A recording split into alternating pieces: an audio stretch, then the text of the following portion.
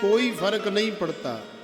यदि आप किसी भी लोभ लालच में, किसी भी मानसिकता के द्वारा भगवान से जुड़े हैं, चाहे काम के लिए हो, चाहे धन के लिए हो, या किसी प्रकार की सांसारिक अन्यत्र कामना हो, मुख्य बिंदु है भगवान से जुड़ना। यदि आप भगवान से जुड़े हैं तो आज झूठे जुड़े हैं, लेकिन धीरे धीरे जब भगवान के विषय में आप जानोगे, भगवान के विषय में आप श्रवण करोगे, तो धीरे धीरे वही झूठा प्रेम आपका सच्चे प्रेम के रूप में परिणित हो जाएगा, बदल जाएगा। तो प्रेम से बोलो राधे। इसलिए ये बड़ा सुंदर सा भाव है कि सच्चे न सही झूठे ही सही, आखिर तो तेरे दीवाने हैं। तो हे बांके बिहारी, हम लोग सच्चे तो नहीं हैं, लेकिन झूठा ही समझ करके हमें अपना लो, क्योंकि आखिर तो तेरे दीवाने हैं। तो दीवाने भगवान के बनो, आपके जीवन में मंगल होगा। तो प्रेम से बोलो राधे। श्रीमद् भागवत में श्री सूत जी महाराज सौनकादि 88,000 ऋषि मुनियों से इस मानव जीवन की दिव्यता का वर्णन कर रहे हैं। अहो अमीसाम किम कार्य शोभनम प्रसन्न येषाम सुदुत स्वयं हरि यैर जन्म लब्धम निसुभारताजिरे मुकुंद सैवोपैकम स्पृहाय नहे। माने देवराज इंद्र भी आश्चर्य कर रहे हैं, देवराज इंद्र भी आपसे स्पृहा कर रहे हैं, जल रहे हैं, क्योंकि देवराज इंद्र को भी वो लाभ नहीं मिला जीवन में जो आपको मिल रहा है। वो कौन सा लाभ है? सबसे पहला लाभ तो ये है कि आपने मानव शरीर प्राप्त किया, और दूसरा लाभ ये है कि मानव शरीर प्राप्त करने के बाद आप भगवान के पूजा पाठ में, अर्चन वंदन में लग गए। और तीसरा लाभ ये है कि किम कार्य शोभनम, माने इन लोगों ने ऐसा कौन सा कार्य किया है जिसके पुण्य के प्रताप से ये भगवान गोविंद की परम मंगलमयी कथा का श्रवण कर रहे हैं। और वो भी कोई दिल्ली, गुड़गांव, पठानकोट, अहमदाबाद, चंडीगढ़ इत्यादि में नहीं, श्रीधाम वृंदावन में बैठ करके श्रवण कर रहे हैं। किम कार्य शोभनम,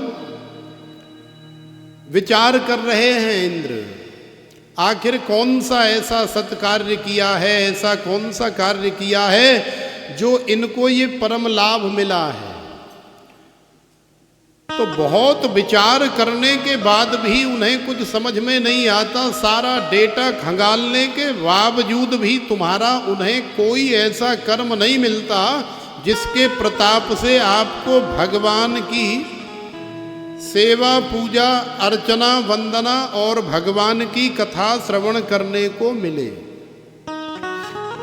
तो फिर विचार करते हैं कि आखिरकार जब इन लोगों ने ऐसा कोई कर्म किया ही नहीं है, तो फिर ये लाभ इन्हें क्यों मिल रहा है? हम देवताओं को तो नहीं मिला। भाई देवताओं को कहाँ मिला? अभक्तांस्तांश्च विज्ञाय न ददौ स कथामृतम श्रीमद् भागवती वार्ताम शुराणाम अपि दुर्लभा। देवताओं को कहाँ मिला? भगा तो दिए थे अभक्त समझ करके। तो बहुत विचार करने के बाद फिर देवराज इंद्र इस निष्कर्ष पर पहुंचे कि स्वे द्वित स्वयं हरि, माने भगवान श्री हरि गोविंद रमण बिहारी बांके बिहारी ने ही आपके ऊपर अपनी मर्जी से कृपा करी है, दया करी है। तब जाकर के आपको उनकी सेवा पूजा कथा इत्यादि का अधिकार प्राप्त हुआ है। अन्यथा कर्म के माध्यम से ऐसा संभव नहीं है। ये तो मुकुंद सैवोपैकम स्पृहाहि नः। हम लोग जो भगवान की कथा श्रवण कर रहे हैं, उनकी जो सेवा कर रहे हैं, उनसे देवता लोग भी हम लोगों से चिढ़ रहे होंगे, क्योंकि श्रीधाम वृंदावन में बैठने का सौभाग्य तो देवताओं को भी न मिला और ना ही आगे पीछे कभी मिलता है। तो साधारण कथा नहीं है, बड़े आनंद की कथा है, सच्चिदानंद की कथा है। भगवान ने भी सोचा होगा कि चलो कोई बात नहीं, सच्चे न सही झूठे ही सही, आखिर तो मेरे दीवाने हैं। तो जो लोग आए हैं उनके लिए भगवान ने सोच लिया कि आखिर तो मेरे दीवाने हैं, प्रेम तो करते ही हैं। अब ऐसा थोड़ी है कि पति पत्नी से प्रेम नहीं करता या पत्नी प्रेम नहीं करती पति से।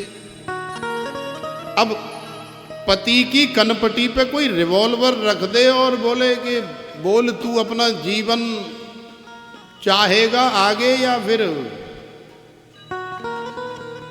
इसे चाहेगा, माने अब तेरे पास केवल एक ही विकल्प है, यदि तू इसे मुझे दे देगा तो तुझे मैं जिंदा छोड़ दूंगा, और तू कहेगा कि नहीं मैं इसे नहीं दूंगा, मैं इससे प्रेम करता हूं, मैं इससे प्यार करता हूं, तो फिर मैं तुझे मार दूंगा। तो ऐसी स्थिति में भले मन बदल जाए, भले कहें कि भैया तू मोकू छोड़ दे, भारम जान दे, कुआं में जान दे, जाए ले जा, बालकन ले जा, और जो कछु तो चाहिए सबे ले जा, पर मोए छोड़ दे, मिनाऊ मरे वो चाहे रो, मोए तो अभी आगे जीनो है, और देख लूंगा कोई जुगाड़ पानी और मिल जाएगी कहूं ते कोई, लेकिन मैं मरना नहीं चाहता। तो ऐसी स्थिति जब उत्पन्न हो जाती है तब हम भगवान को भूल जाते हैं। लेकिन प्रेम तो करते ही हैं, भगवान से प्रेम तो है ही, संबंध तो है ही, उसके बिना तो हम दीवाने हो ही नहीं सकते। क्योंकि प्रेम से बड़ा भजन और कोई नहीं है, प्रेम से ऊंची, प्रेम से बड़ी और संसार में कोई सगाई नहीं है। यही वास्तव में जीवन का सार है। तो भगवान से प्रेम करते रहो और अपने भाव को भगवान से प्रेम के माध्यम से जोड़ते रहो। इसीलिए महापुरुषों ने कहा है कि सबसे ऊंची प्रेम सगाई। तो ये प्रेम की जो सगाई है वो संसार में सबसे ऊंची है। प्रेम के अंदर न कोई छोटा है न कोई बड़ा है, प्रेम में सब समान है और प्रेम ही भगवान को पसंद है। तो आइए हम लोग भी इस सुंदर से प्रेम रूपी भाव को चरणों में, भगवान के चरणों में निवेदन करें।